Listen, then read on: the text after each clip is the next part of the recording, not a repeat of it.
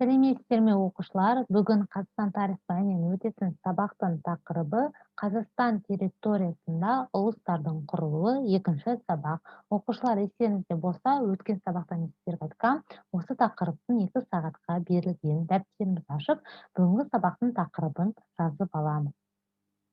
Зерттеу сұрағы Моңғол ұлыстарының құрылу нәтижесінде саяси картада қандай өзгерістер болды? Сабақтың мақсаты Моңғол империясының құрамына кіргеннен кейін қазақ жерінде саяси биліктің өзгеруі, Моңғол ұлыстарының құрылуы нәтижесінде саяси картада пайда болған өзгерістер. Оқушылар ең алдымен білім сайтын пайдаланып, Қазақстан территориясында ұлыстардың құрылуына байланысты бейнематериалдар көретін боламыз.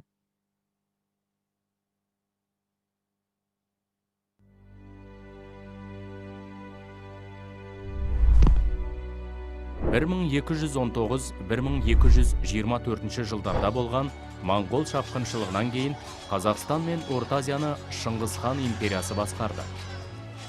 Ұлан байтақ өңірді жаулап алған Шыңғыс хан көзінің тірі кезінде осы 4 ұлына басып алған территориясын бөліп берді. Осылайша Моңғол ұлыстары пайда болды. Шыңғыс ханның 4 ұлы болды. Олар Жошы, Шағатай, Үгедей, Төле. Ұлдарын ол 4 күлік, жүйрік деп атаған екен.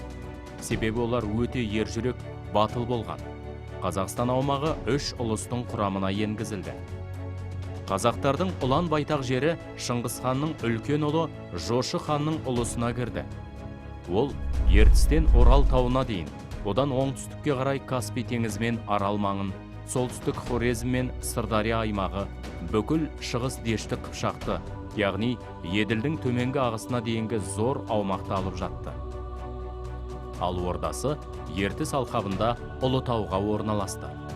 Бірақ Жошы Шыңғыс ханның тірі кезінде қайтыс болғандықтан, ұлыста оның екінші ұлы Бату билік жүргізді.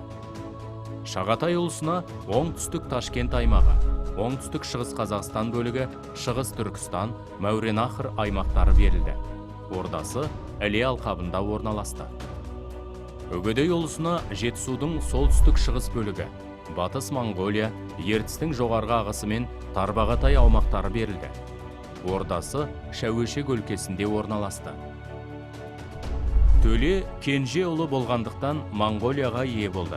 Орталығы Қарақорым қаласы болды. Ұлыстардың барлығы орталықтағы ұлы хандыққа бағынатын еді.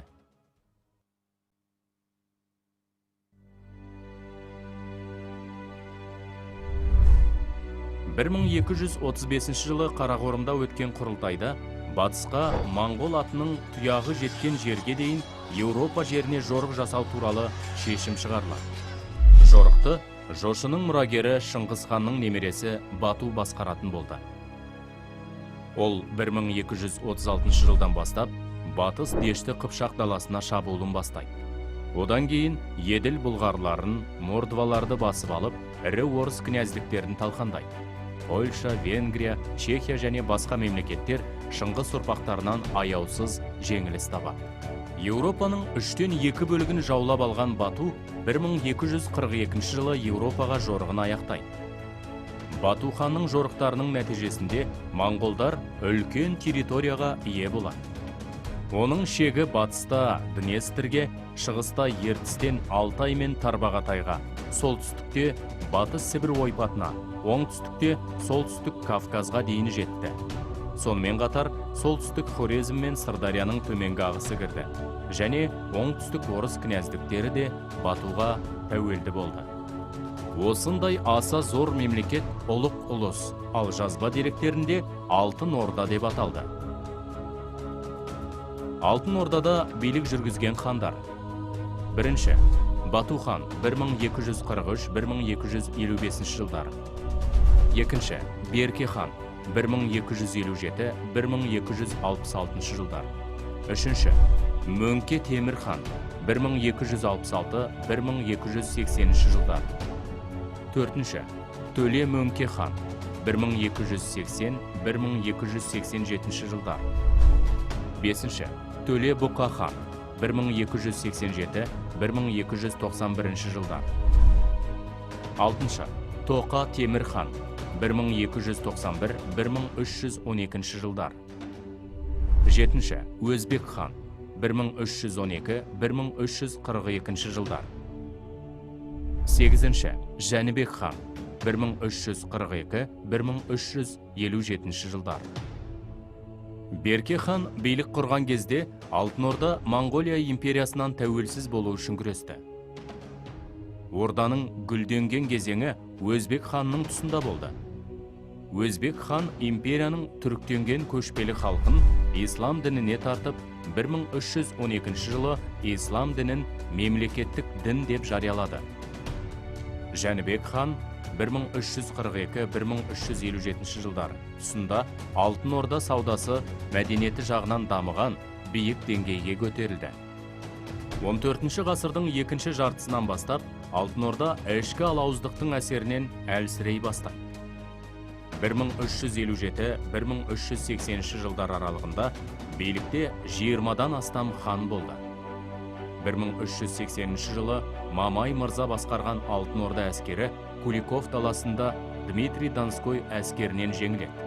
Осыдан кейін Алтын Орда әлсірей түседі. 14 ғасырдың аяғындағы Мәуереннахр билеушісі Әмір Темірдің жойқын шабуылдары да Алтын Орданың ыдырауына әсер етті. Ақсақ Темір шабуылынан кейін Алтын Орда ыдырап, оның құрамынан Ақ Орда, Ноғай Ордасы, Сібір, Қазан, Қырым және Астрахань хандықтары бөлініп шықты.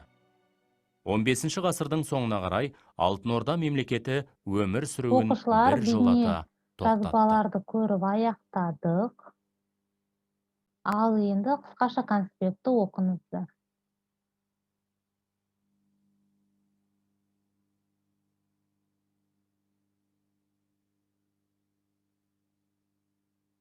Оқушылар, егер қысқаша конспектті оқып болсаңыздар, тапсырма орындайық.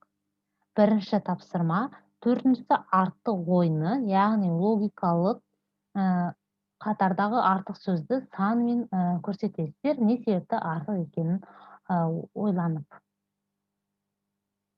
Яғни қараңыздар, бірінші сөйлем. Жошы ұлысы, Төле ұлысы, Шағатай ұлысы және Үгідей ұлысы. Осы жерге оқушылар, осы 1, 2, 3, 4-тен сан таңдап қоясыздар, артық деген. Ал себебін осы жерден таңдап қоясыздар. Дәл солай 2-ші, 3-ші, 4-ші, 5-ші, 6-ші сұрақтарға жауап бересіздер.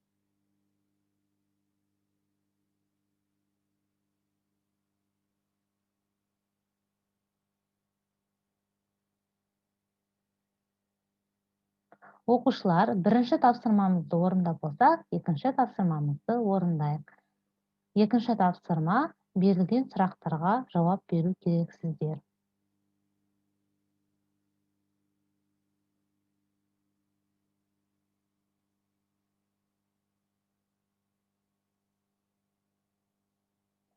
Оқушылар, егер тапсырмаларды орындап болсаңыздар, бүгінгі біздің сабақ аяқталды. Сау болыңыздар.